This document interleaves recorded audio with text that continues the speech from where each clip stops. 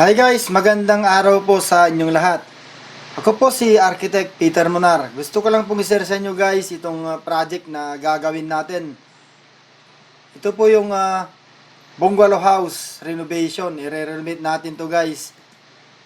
Kasi dahil sa widening dito sa lugar ay na-demolish yung harapan ng bahay. At dahil sa katagalan na rin ng bahay na ito guys ay nasira na yung mga ceiling, pati yung mga pinto. At saka inanay na rin dahil sa made of wood kasi yung ceiling natin at saka yung pinto. Bumagsak pa nga yung ibang ceiling kaya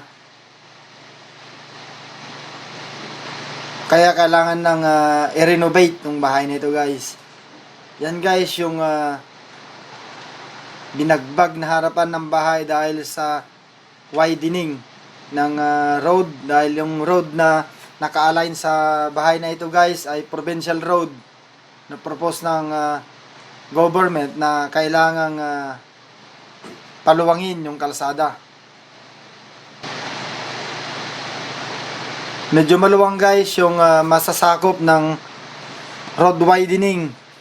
Halos umabot ata ng mga 2 to 3 meters. Hindi ko sigurado kasi hindi natin na-measure. Yan guys, pati yung fence ay kailangang mabagbag lahat yan para lumuwang yung kalsada.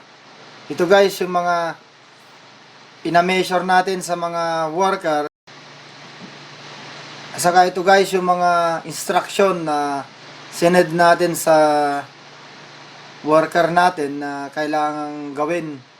Ito yung first proposal guys. Ganyan ang roofing ng unang design.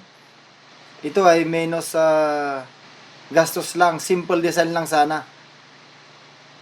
Yan yung new roof design nya. Yan yung mga instruction na binibigay natin sa mga worker natin.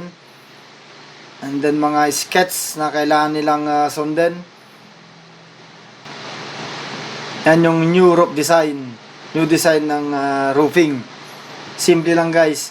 Ito naman yung cover nya sa harap. Yan lang sana guys. Red type roofing lang sana yung cover sa harap. O kaya window. Ilalagyan ng window. Depende yan sa ma-aprobahan.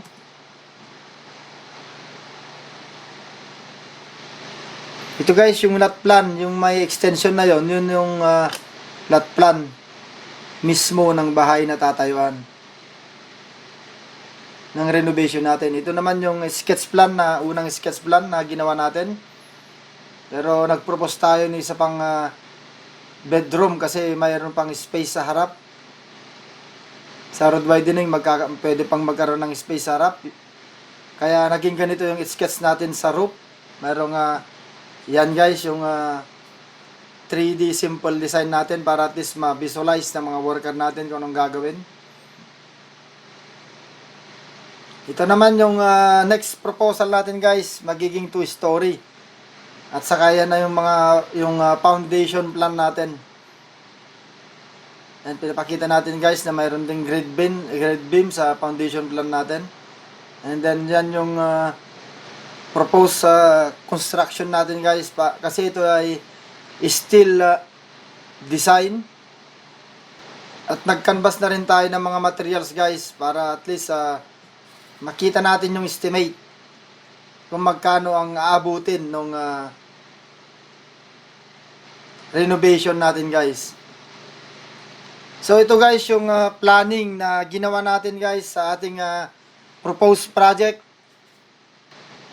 Antabayanin nyo guys yung mga susunod nating video at isi-share ko sa inyo yung step by step na construction ng ating project. Maraming salamat sa panonood. Ako po si Architect Peter Monar.